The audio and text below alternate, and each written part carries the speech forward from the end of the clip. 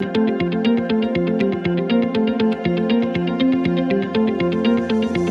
everyone, welcome back to day 3.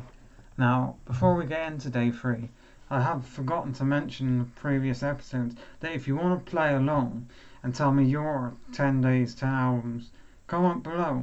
And basically, I need to know 10 albums that mean a lot to you or have impacted your life. Now, day 3, it's in the title, we're going over Green Day's American Idiot, which is a childhood album for me, definitely. Actually the gatefold. These are not vinyl reviews. They'll get a full in-depth sort of thing later on. But for now, it's just, I have memories. You'll understand if you live in the UK, but we had a caravan down in Devon, in Paynton, Torquay way, when I was growing up. And I don't know when that started, because I was really young, but it was around like 2007, 2008, up until about 2011, I think.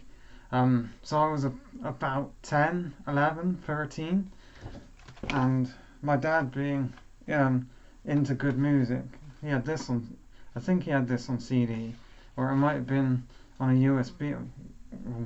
Would it have been on a USB? I don't know, because it probably was a CD, but because we do a lot of driving, we drive down to Devon and drive back up to where I live, and then while we're in Devon for say it's a week, we'd be driving around and he would play this album a lot.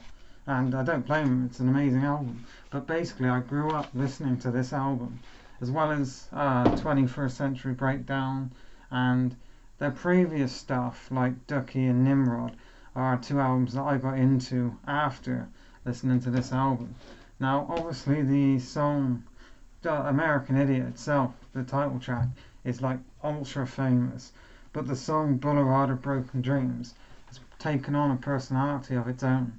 It's got to be one of the most famous rock songs of all time, just of all time. And of course, Wake Me Up When September Ends is amazing. And my favourite song on this album is definitely the closing track, What's Her Name. I love the lyrics about remembering the times but burning the photos and things like that. It's just brilliant, and this is, to be honest, probably my favourite Green Day album because of the memories that I have with it, and these, just growing up, these are albums that have impacted me, and I grew up listening to this, and now to have it on vinyl is so cool. Now I was listening to it earlier, and the sleeves are these really, they're paper sleeves, and they're not very strong, so this one's a bit broken. But just, it is a double album. Now it's good that it's a double album, and I'll explain why in a second. But basically, because of how many songs there are on the album, it's about, I don't know, it's about an hour long, maybe even longer.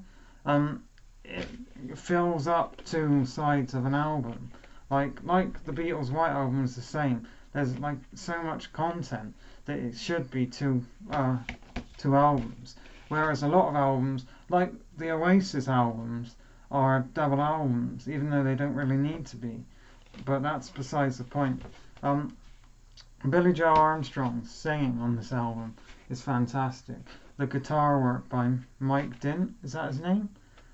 As Billy Armstrong, Mike Dint, I think that's his name, and Trey Cool plays the drums. Just, all these songs have so much childhood. I had Minecraft on the Xbox 360 way back in the day, and I would sit and listen to this and Linkin Park and just play Minecraft all afternoon. And those were the good days, That was before you would worry about girls and before puberty. Holidays amazing. Saint Jimmy, Letterbomb, nobody likes you, everyone hates you. Jesus of Suburbia is an amazing track. All in all, just the 3rd album of the week is Green Day's American Idiot because of the fond childhood memories it brings me. Thanks for watching, and I'll see you again tomorrow. Take care, everyone.